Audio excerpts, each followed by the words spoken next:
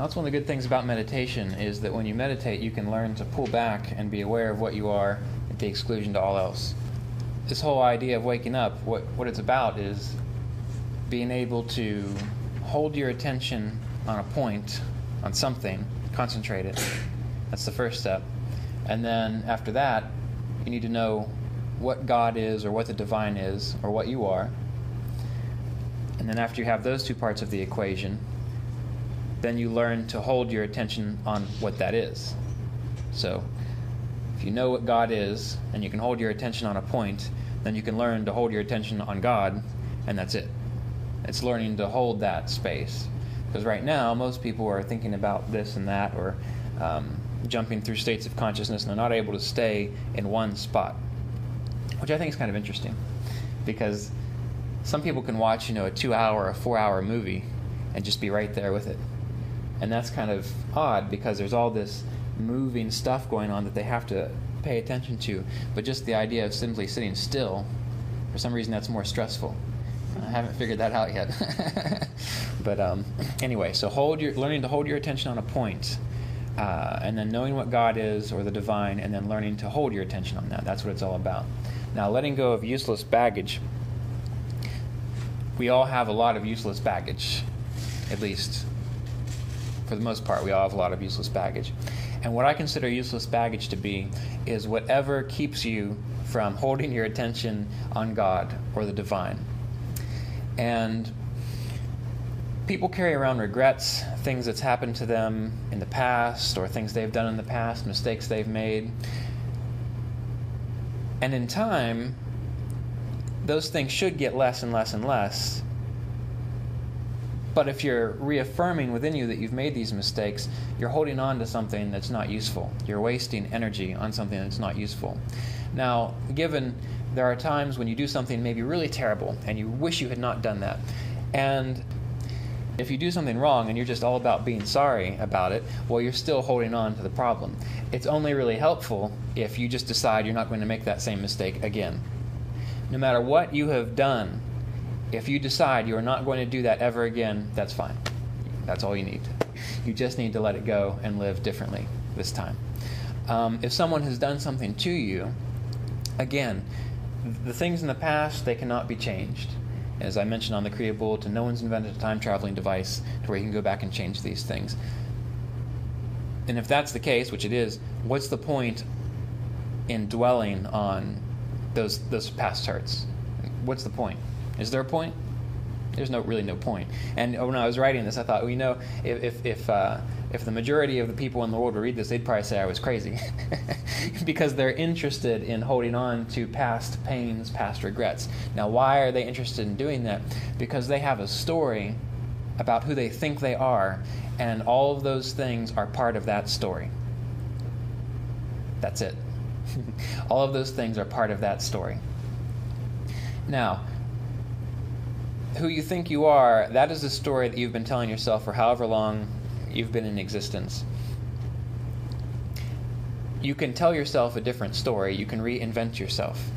And on the ride down to CSA, when we were doing the 3-hour meditation, I was talking to Michael, and I remembered a quote that I like to say. It's and you've heard me say it before. There's nothing wrong with you that changing yourself completely couldn't fix. There's nothing wrong with you that changing yourself completely couldn't fix.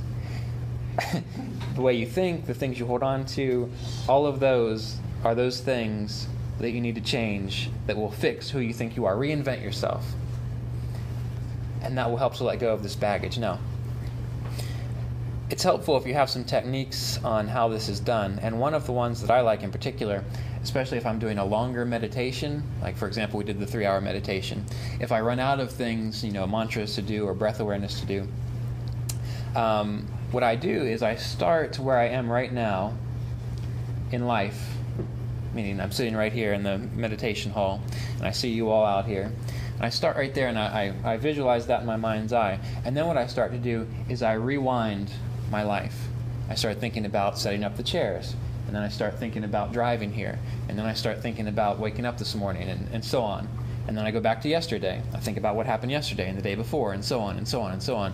And I keep going back, going over the tape that I have within my mind. until I get to a point where I can't remember anything anymore. And after you've done that, well, what is before that stuff you can't remember?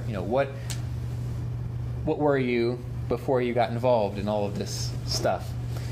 So you followed all the way back. That holds your attention on something. You're focusing on something, an idea. You're focusing on a practice. And then you eventually come back to this clarity, and then you hold your attention on this clarity. And that is the therapeutic aspect of this process. And the more you can go over and rewind your life and see your life playing out before you, and you want to make sure that when you're doing this, you are breathing, because sometimes you might hit a point where something traumatic has happened or something that you're not quite happy about has happened. If you bring up to that point and you can visualize it and you can breathe, let that prana or that energy move through you as you're seeing it, that is releasing that attachment to that experience. And eventually, this isn't going to change your experiences. This isn't going to get rid of those things you don't like, but you're going to realize that those things aren't really important anymore. And the only thing that's truly important is what you're doing right now. Okay, so there's one thing that you can do, and that works really, really well. You can also do it when you're going to sleep at night. So if I'm not just doing a long 3-hour meditation, if I'm falling asleep at night and I have all these thoughts going through my mind, I will do that same thing, because it's giving me something to focus on so that I can go back through, and I will have already thought about everything that needs to be thought about so I can sleep peacefully. The things that get in your way when you're trying to meditate or trying to fall asleep are those things that you think you need to think about. So if you go ahead and think about them consciously, you don't need to think about them anymore, right? The next thing that's really helpful is pay attention to negative emotional states or negative thoughts that you've got going on through your mind, and you can ask yourself, are these really helpful to my body? Are these healing states for my body? Are they allowing me to feel peaceful? Are they allowing me to feel calm? Or are they getting me all riled up inside? Now you have to remember that the story we tell ourselves, who we think we are, we have a tendency to want to sustain that story. And so if we're used to feeling anxious, or if we're used to feeling fearful, or we're used to feeling depressed or angry, that is part of that story that we've told ourselves. And if we can get our minds around that and know that this is just who we have been, then we can decide we want to be something else. And it seems hard, but it's really easy. You just need to start telling yourself that you want to be something else. If you're used to being bored or depressed, get up and get interested in something. Go do something fun. If you're used to being angry, think about having peaceful thoughts, radiating peaceful thoughts, just like yesterday at the 3-hour meditation we did. Roy mentioned that when someone thinks peaceful thoughts or thinks, compassionate thoughts to the world, imagine if they're sending out compassion to the world, that can actually bring them into a very clear state. And in your brain, in your mind, I'm thinking more neurologically here, in your brain, those states that you experience continuously, you experience them continuously because you have the circuits, the patterns in there. They've been rebuilt and rebuilt and rebuilt over time, so it's easy. Someone pulls out in front of you and you're an angry person. It's easy for you to just go right into that because you have the circuits so well defined in there. It just happens. Or depression. Something happens, you think about your past. You have the circuit so well defined in there. It's not hard at all for you to all of a sudden be like, oh God, why? And getting involved in all of that. It's extremely easy.